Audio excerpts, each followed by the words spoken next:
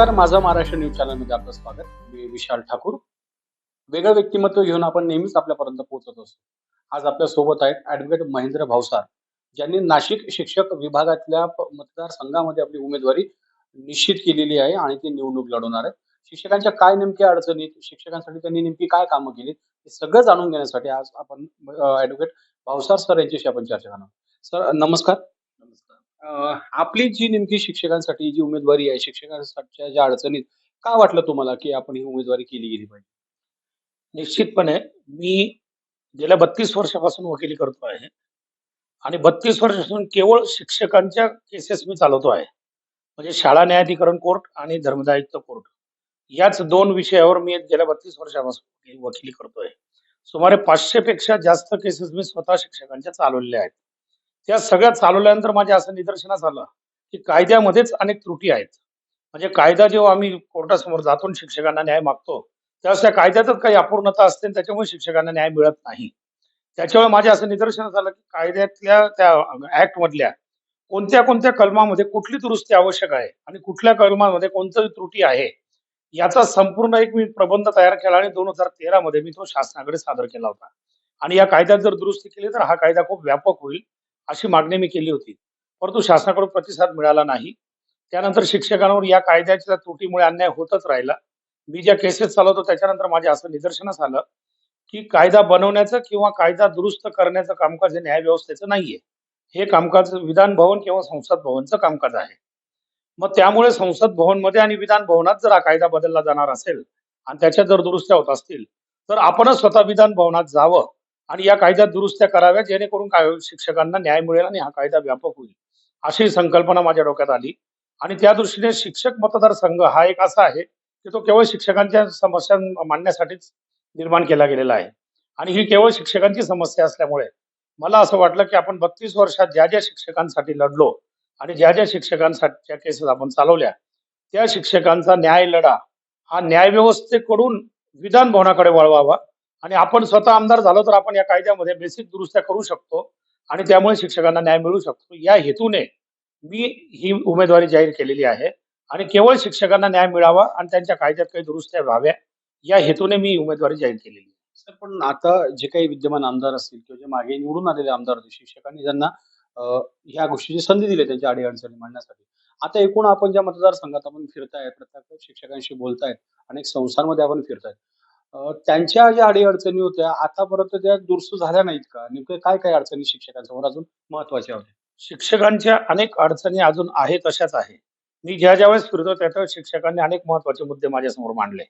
कालच मी शिक्षकांशी चर्चा करत असताना त्यांचे 2-3 मुद्दे महत्त्वाचे त्यांचे असे आले, की एक टी घोटाळा प्रकरण नुकताच झालं होतं. ती एक समस्या अजूनही त्यांच्यासमोर आहे. महत्त्वाचं असं की 2019ला टी परीक्षा ज्या लोकांनी दिली, सुमारे 8,000 लोकांनी परीक्षा दिली होती. परीक्षेमध्ये काहीतरी गैरप्रकार झाले. काही परीक्षांमध्ये गैरप्रकार झाले आणि त्याच्यामुळे 8,000 शिक्षक जे पास झाले त्या सगळ्यांना अपात्र घोषित करण्यात आलं. आणि त्या 8,000 लोकांकडे सगळे आरोपीच्या दृष्टीने बघत होते, की यांनी काहीतरी परीक्षेत गैरप्रकार केले म्हणून. त्या 8,000 लोकांच्या सगळ्यात पहिली टी मीटिंग आम्ही धुळ्याला घेतली आणि त्या सगळ्या शिक्षकांना दिलासा दिला, की तुमच्यातल्या काही शिक्षकांनी किंवा काही परीक्षार्थींनी काही गैरप्रकार केला असेल, याचा अर्थ सगळे 8,000 दोषी नाहीयेत. आपण याच्यासाठी न्यायालयात आपण लढा लढू. असं म्हणून आम्ही धुळ्याला मीटिंग घेतली, जळगावला मीटिंग घेतली आणि हायकोर्टामध्ये आम्ही पिटिशन दाखल करून या 8,000 लोकांवर कोणतीही अपात्रतेची कार्यवाही करू नये, अशा प्रकारची स्थगिती नामदार उच्च न्यायालयाकडून, औरंगाबादकडून सगळ्यात पहिल्यांदा आम्ही ही घेतली आणि यासाठी मी सगळ्या शिक्षकांची संपूर्ण टीम तयार केली होती आणि त्यांच्याकडून मी विनामूल्य हे सगळे स्थगिती त्यांना आणून दिलेली आहे. त्यांच्याकडून एक पैसाही आम्ही फी घेतलेली नाही.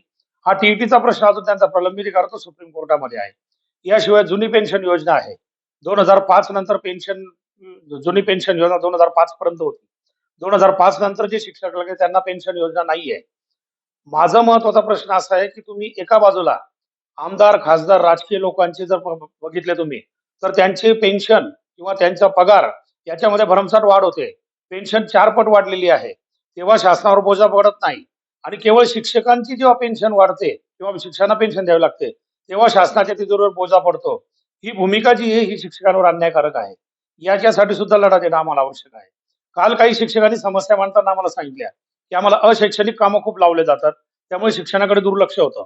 कुठल्याही शासनाची योजना आली की ते शिक्षकांवर थोपवली जाते. जनगणना असो की निवडणुकीचं काम असो किंवा आणखी काही सर्वे असो, तो शिक्षकांवर केला जातो. त्या अशैक्षणिक कामाच्या संदर्भात देखील आम्हाला पुढे काम करायचं आहे. असे अनेक मुद्दे शिक्षकांचे आहेत, की ज्याच्या दृष्टीने आम्हाला पुढे काम करायचं आहे. परंतु महत्वाचं असं आहे, की जे मूलभूत ह्या सगळ्या विषयांचं मूलभूत कुठे आहे? तर कायद्यातले बदल.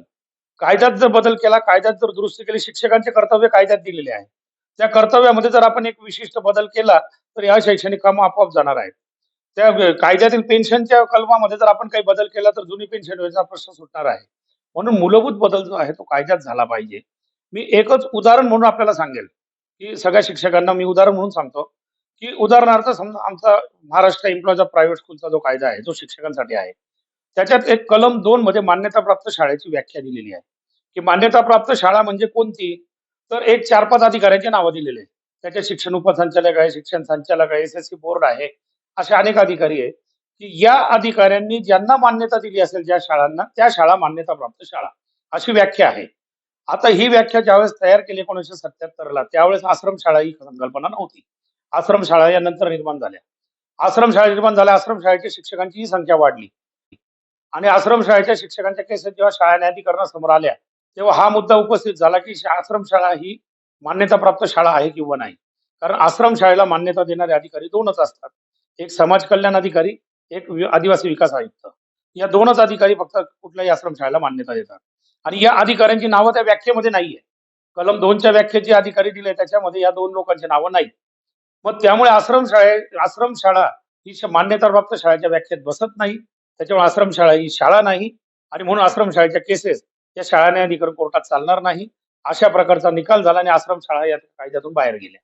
त्याच्यानंतर मग हायकोर्टात आम्ही गेलो. हायकोर्टामध्ये एक मुद्दा नवीन असा मांडण्यात आला, की इयत्ता 8वी ते 10वीच्या ज्या शाळा असतात, त्याला एस-एस-सी बोर्डाचा इंडेक्स नंबर घेतला जातो आणि एस-एस-सी बोर्डाची मान्यता असते. तो नंबर आपल्याला 8वी पासून घ्यावा लागतो आणि मग एस-एस-सी बोर्ड हे त्या मान्यताप्राप्त शिक्षकांच्या व्याख्येमध्ये दिलेलं आहे.